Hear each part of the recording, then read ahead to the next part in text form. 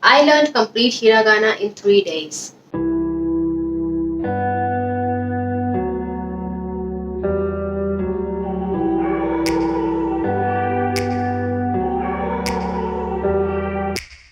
Take me back to a place where I felt at home. Take me back to a day when we weren't alone. Take me back to an age when the world felt small. Way back before. Hello. Learning Japanese has been on my mind for over 2000 years now, but lack of time, procrastination wouldn't let me do this. Okay, I'm just lazy. But few days ago, I sat down and finally decided to get some big. Just kidding. I decided to learn Japanese. So, why did I do this? To look superior in front of my online friends, to get validation from people, to make my Asian parents proud. Before starting anything, a good amount of research is required on that particular topic, and we are living in good times when we have access to internet. So I sat down, opened my laptop and did some research on how should I actually begin with learning Japanese. The internet says that the first thing you have to do is to learn Hiragana. So I looked all the things up on the internet.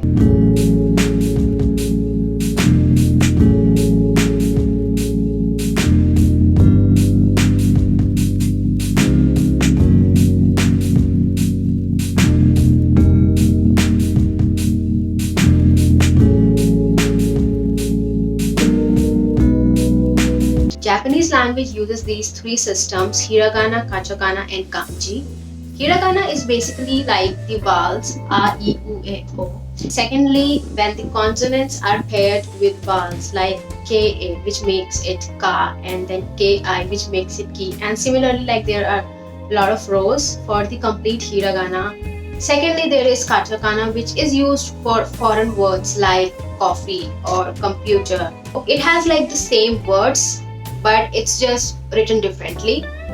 What the fuck? Last, there is kanji, which is considered to be the most difficult as per the people on the internet. So basically, kanji is borrowed from the Chinese language, and in this system of writing, a particular thing is represented by specific symbol. Like this is the kanji for ningen, which means human. I swear to God, like this is the only kanji I know by this time.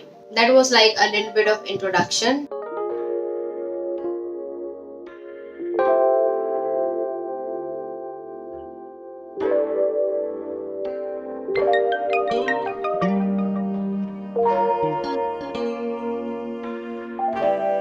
Apart from this, what are the things that I require to learn hiragana? A brain, which I think I have but I rarely use. Then I required a hiragana chart because that's what I'm learning. So obviously I require that. Then a notebook which is somewhere around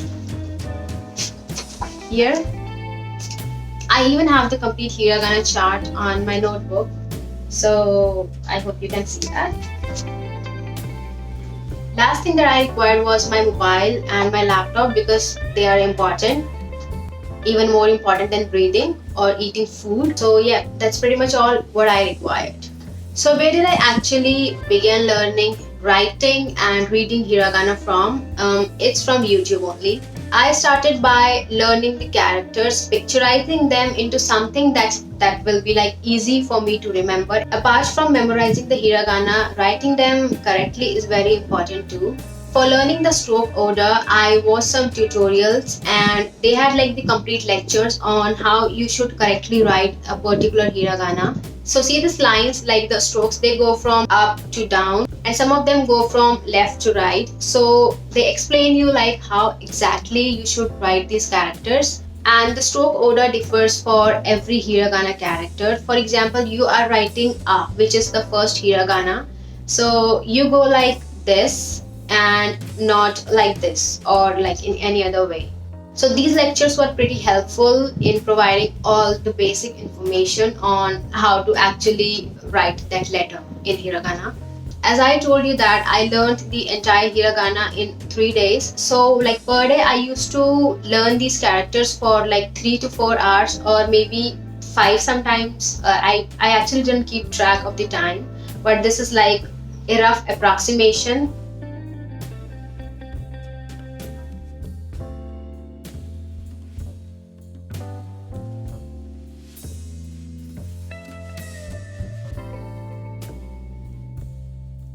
I did not refer any textbooks because I think it is not required. Online resources are like more than enough to learn hiragana. Like it was enough for me.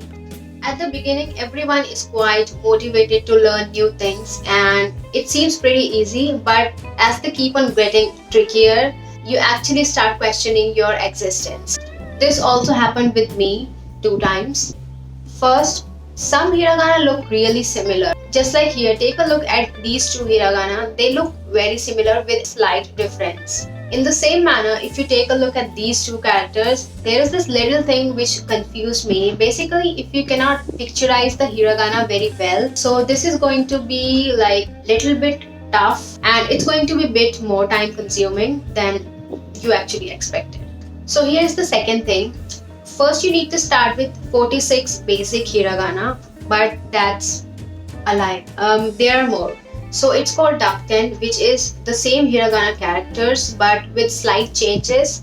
But the pronunciation, it changes entirely. And mind you, like there are 25 of these characters. In duck 10, the K, T, S and H row letters gets converted into somewhat different characters, which looks like this. So first you gotta remember the entire hiragana, their correct sound, 25 more duck 10 and their correct sound. Why did I even do this? This part was a bit more time consuming and confusing as well. I kept on forgetting the characters and like mistaking one character for the other and completely forgetting the pronunciation. But at last I learned them. It took time, but one thing that really helped me out was some of the mobile application and websites where I practiced hiragana quizzes. Doing a hiragana quiz is actually a very great method to brush up your knowledge and to even test your knowledge in the first place. Online, there are plenty of free and paid apps and websites which will help you to have a better grip on hiragana.